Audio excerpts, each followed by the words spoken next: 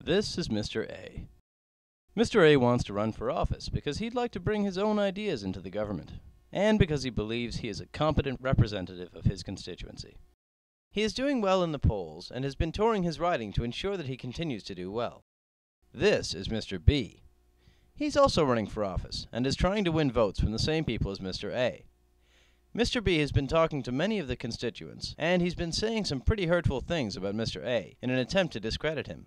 He's been saying that Mr. A is corrupt, that Mr. A is incompetent, that Mr. A lies, and that Mr. A is anti-family. This is called mudslinging. Mr. B is trying to convince the public that Mr. A is not a good person. He's carefully selected words that have negative connotations and associated them with Mr. A. Sometimes mudslinging will work, in which case Mr. A's image will be tainted and he will lose some of his supporters. It doesn't seem fair, does it, Mr. A? But don't lose heart. Though the damage is already done, and you won't get back all the votes you've lost, there are several ways to respond to the things that Mr. B is saying about you.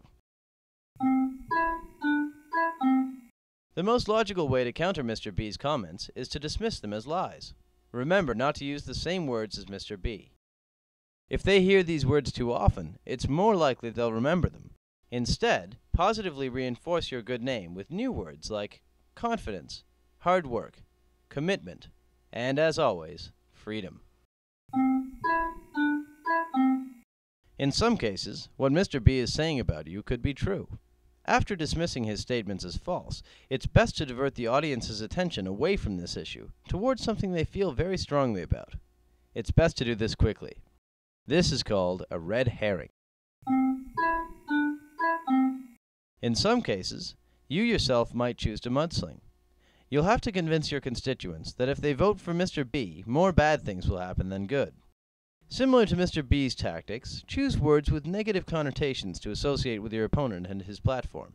Instead of using the same words as Mr. B, consider variations like radical, self-serving, destructive, and unjust. These words will stir feelings of disgust and fear in your audience. Make certain that your comments about Mr. B come across as righteous and fueled by concern for the constituents' well-being. This will prevent accusations of self-interest. Why don't you go and talk to your constituents, Mr. A? Don't be fazed if they heckle and jeer at you. You must remain confident that they'll be convinced of your good nature in the end. And don't forget, omission, association, and repetition are still your most useful tools. Only tell your audience as much as they need to hear. Omit things that will make you look bad. Associate your goals and ideas with symbols that people trust and respect, and associate your opponent with symbols linked to fear and dishonesty. And as always, if you don't repeat it, they won't remember it. Go to it, Mr. A. In this speech, Mr. A dismisses Mr. B's previously stated accusations. He then builds up his character by again associating positive words and ideas with himself and his platform. After dealing with the accusations, Mr. A quickly diverts the audience's attention towards a topic they feel strongly about.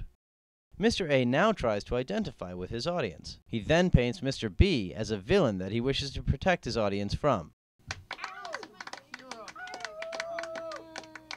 Congratulations, Mr. A. You've effectively demonized Mr. B. Be warned, however, that Mr. B is very likely to retaliate, and you may have to win the voters' trust all over again. As long as you stick to these guidelines and steer clear of any scandals, I'm sure you'll do well in the coming elections. Good luck!